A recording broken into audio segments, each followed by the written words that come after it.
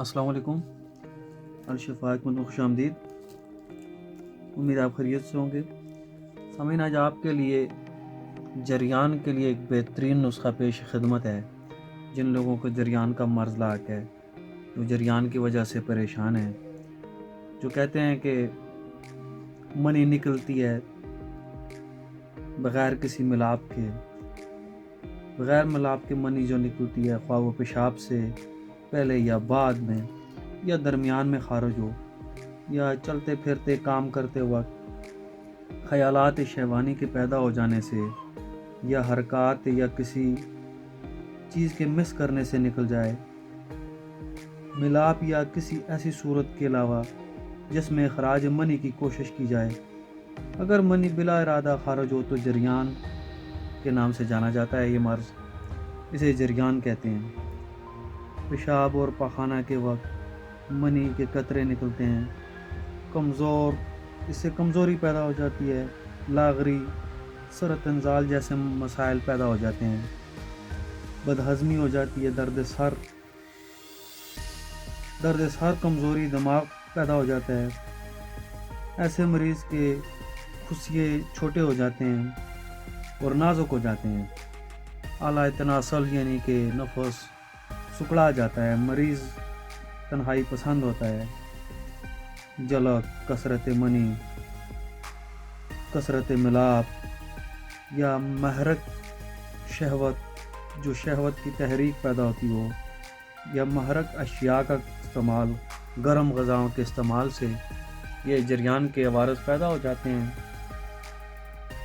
اس نسخے کے استعمال سے انشاءاللہ آپ کو جریان کا مسئلہ حل ہو جائے گا۔ سبسکرائب کیجئے ہمارے چینل کو تاکہ ہر آنے والی ویڈیو آپ کو آسانی سے پہنچے۔ سمجھیں، یہ کل 4 اجزاء پر مشتمل نسخہ ہے۔ اس سے انشاءاللہ آپ کے مسئلہ حل ہو جائے گا۔ اس کا باقاعدہ استعمال میں تعارف کراتا ہوں۔ سب سے پہلے یہ ہے گوند کیکر۔ یہ گوند کیکر ہے، یہ سرد خشک مزاج ہے اس کا۔ یہ کیکر کی گوند ہے، مشہور خاردار درخت ہے۔ یہ اس کی گوند ہے۔ اس درخت کی چھال میں ٹینن کافی مقدار میں موجود ہوتی ہے۔ یہ گوند رکت منی سیلان رحم کے لیے مفید ہے۔ سرط انزال یعنی مردانہ ٹائمنگ کے لیے اکثر نسخہ جات میں استعمال کرتے ہیں۔ جریان کے لیے تو یہ نہایت مفید ہے۔ اور دوسری چیز ہے یہ ہے سنگاڑا۔ اسے سنگاڑا کہتے ہیں۔ اس کا پودا جھیلوں اور تالابوں میں پایا جاتا ہے۔ یہ جب تازہ ہوتا ہے تو اس کا مزاج سرد تر ہوتا ہے، اور جب یہ خشک ہوتا ہے تو اس کا مزاج سرد خشک ہو جاتا ہے۔ یہ مغلظ منی ہے، منی پیدا کرتا ہے، منی کو گاڑھا کرتا ہے۔ ضعف با یعنی کہ مردانہ کمزوری، اس کے لیے بہت ہی بہترین چیز ہے، اور جریان کے لیے تو یہ بکثرت استعمال ہوتا ہے۔ اور تیسری سامعین، اسے لاجونتی کہتے ہیں۔ اس کا مزاج سرد تر دوسرے درجے میں ہوتا ہے۔ اس کو چھوئی موئی بھی کہتے ہیں۔ سندھی میں اس کو شرم بوٹی بھی کہتے ہیں۔ ذائقہ اس کا کڑوا ہوتا ہے۔ یہ مصفے خون ہے، خون کو صاف کرتی ہے، امساک کے لیے یعنی ٹائمنگ کو بڑھاتی ہے۔ یہ جریان کے لیے تو بہت ہی زبردست چیز ہے یہ۔ اور یہ جو آپ کو نظر آ رہی ہے، اسے کہتے ہیں تمر ہندی۔ یہ تمر ہندی ہے۔ اس کا آپ نے مغز نکالنا ہے، اس کو توڑ کے اس کے اندر جو مغز ہے آپ نے وہ استعمال کرنا ہے، تمر ہندی۔ یہ تمر ہندی کا درخت سدا بہار ہوتا ہے۔ یہ اس کی پھلی ہے، ذائقہ اس کا ترش ہوتا ہے، مزاج اس کا سرد خشک ہوتا ہے۔ یہ دل اور معدہ کو طاقت بخشتی ہے، متلی کو زائل کرتی ہے، طبیعت کو نرم کرتی ہے۔ یہ ممسک بھی ہے، جریان و احتلام کے لیے نہایت مفید ہے۔ شربت تمر ہندی اور جوارش تمر ہندی اس کے مشہور مرکبات ہیں۔ سامعین، میں نے ان کا تعارف بھی کرا دیا اور ان کی خاصیت بھی بتا دی۔ سامعین، یہ کل 4 اجزاء یہ آپ نے برابر وزن میں لے لینے ہیں۔ 50 گرام لے لیں۔ پھر اس کو توڑ کر اس کا تو مغز نکال لیں۔